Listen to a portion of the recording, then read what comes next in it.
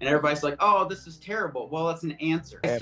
I started having symptoms. I had respiratory issues. They told me it was asthma. They Okay. told me it was in my head. I was making this up, rub some dirt on it, grab a straw and suck it up.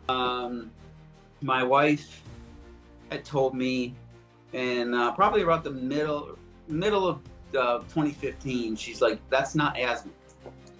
I don't think that's asthma. We need to look at this more in depth, right? Right. More in depth. We need to figure out what's going on because you shouldn't be walking up stairs or walking in front of the grocery store and like being totally exhausted." So I went to a pulmonologist and I showed him we had some environmental letters from overseas about the burn pits. I showed him all my deployments and all the history. And he said, "Man," he said, that looks like a lot, and that looks really bad, and I'm gonna have to do some research, and I'll get back to you in a year."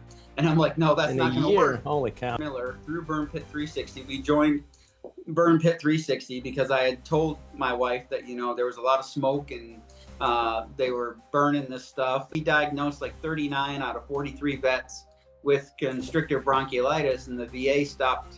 He used to be the VA used to send people to him, and they stopped because they didn't want that to get out, like plausible deniability. But basically, they stopped sending veterans to him.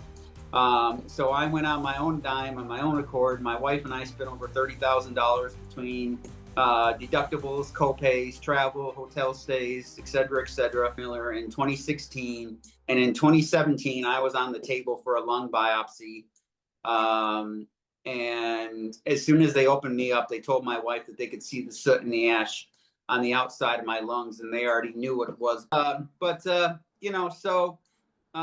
It got to a point to where our mission became finding answers, and Right, answers exactly. provide hope, and hope provides solidarity. And what I mean by that is, okay, so I have this constrictive bronchiolitis now. I've been diagnosed. There's no cure for this. And everybody's like, "Oh, this is terrible." Well, it's an answer. It's a way forward. It's a way to find out what we can do in the meantime to remedy this or slow it down. Or it's like when people get diagnosed with cancer, I'm not saying it's not great, but they have a path forward. They've got an answer, and that answer provides some kind of hope to what their next move is in a directional path.